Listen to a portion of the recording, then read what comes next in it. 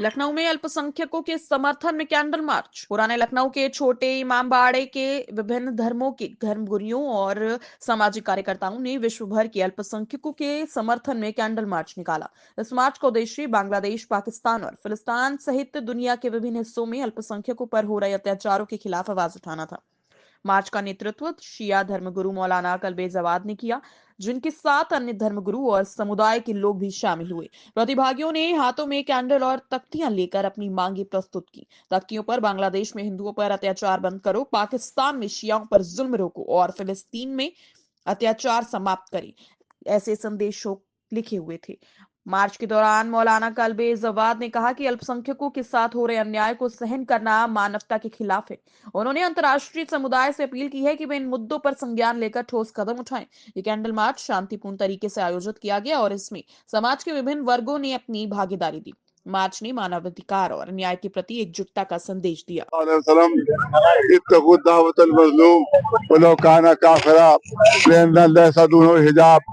रसूलुल्लाह ने इरशाद फरमाया है कि जिस पर अत्याचार हो रहे हो, जो मजलूम है, उसकी बद्दुआ से डरो। चाहे जो जिस पर अत्याचार जो मजलूम है, चाहे वो नॉन मुस्लिम ही क्यों ना हो, क्योंकि अल्लाह मजलूम की दुआ पे और अल्लाह के बीच में कोई पर्दा नहीं होता। लिहाजा इस्लाम में कोई भी मजलूम हो, उसकी हिमायत करना हमारे पर फर्ज है। चाहे वो हिंदू मजलूम हो, चाहे वो सिख मजलूम हो, चाहे ईसाई हो, चाहे मुसलमान हो, शिया हो, सुन्नी हो, सब मजलूमों की हिमायत करना हम पर वाजिब और लाजिम है। हिंदुओं पर बांग्लादेश में जुल्म हो रहा है, हमारी मजहबी ड्यूटी है कि हम उस जुल्म के खिलाफ आवाज बुलंद करें। पाकिस्तान में जुल्म हो रहा है शियों के ऊपर और दूसरी अक़लियतों पर, हमारी ड्यूटी है कि उसके खिलाफ हम आवाज बुलंद करें। इसी तरह से सऊदी अरब में हो रहा है जुल्म, उसकी हमारी ड्यूटी है कि उसके खिलाफ आवाज बुलंद करें। इसी तरह से सीरिया में जुल्म किया जा रहा है, वहाँ के ऊपर दाइश के जरिए से, अलकायदा, तालिबान के जरिए से, जिसकी सरपरस्ती अमेरिका, इसराइल और सऊदी अरब कर रहा है। लिहाजा वहाँ भी जो सीरिया में जुल्म हो रहा है, उसके खिलाफ भी हम आवाज बुलंद करते हैं। ये है इस्लाम का तारीख। इसलिए मौला अली ने फरमाया, इरशाद फरमाया कि कूना लिज़्ज़ालिम खस्मा व लिल-मज़लूम औना।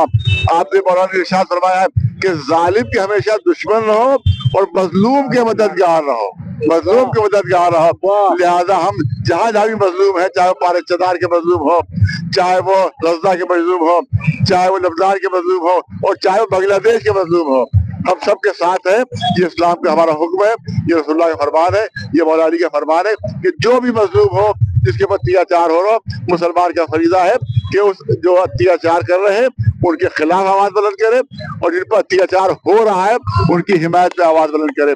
क्योंकि बांग्लादेश में हिंदू भाइयों पर जुल्म हो रहा है, लिहाजा हम उनके साथ हैं। पाकिस्तान में शियों पर जुल्म हो रहा है, हम उन शियों के साथ हैं। इसी तरह से गज़ा में सुन्नियों पर जुल्म हो रहा है, सब सुन्नी मारे जा रहे हैं वहाँ के ऊपर गज़ा में, हम उन सुन्नियों के साथ हैं। लबनान में शियों पर जुल्म हो रहा है, हम उन सब शियों के साथ हैं। जहाँ जहाँ भी जुल्म होगा, इससे पहले जब ईसाइयों के साथ जुल्म हुआ था पाकिस्तान में, तो इसी तरह से कैंडल मार्च हमने निकाला था। ईसाइयों जो क्रिश्चियन है उन पर जब जुल्म हुआ पाकिस्तान में, तो हमने कैंडल मार्च निकाला उनके लिए। आज बांग्लादेश में हिंदुओं के साथ ज्यादती हो रही है, उनके हुकूक जो है उनको गस्प किया जा रहा है। लिहाजा भी ऐसे हिंदू भाइयों के साथ है कि जिनके पर जुल्म हो रहा है। पाकिस्तान में शियों का कत्लेआम हो रहा है, उनका जेनोसाइड हो रहा है, उनको पूरी तरह से मारा जा रहा है। हम उन शिया मजलूमों के साथ हैं।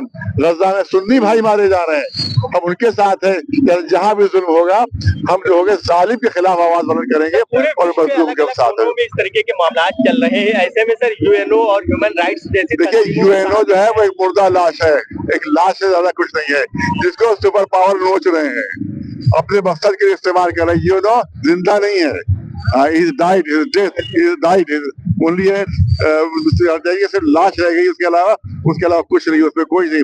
आज तक न किसी मजलूम को हक दिला सके, न किसी जालिम को सजा दिला सके, उनकी कोई हैसियत नहीं, उनको यूज करते हैं सुपर पावर वाले, उसके अलावा और कुछ नहीं। बांग्लादेश के संबंध में लगातार पीएम मोदी से हस्तक्षेप की मांग हो रही है, दूसरी ओर शेख हसीना को हिंदुस्तान में पनाह दी गई है, उसका भी अब विरोध शुरू हो गया है। दोनों चीजों को कैसे देखते हैं पीएम मोदी की? देखिए वहाँ जाहिर है कि अब हुकूमत की अपनी पॉलिसीज होती है, वो अटैक तो नहीं कर सकते, लेकिन दबाव डलवा सकते हो।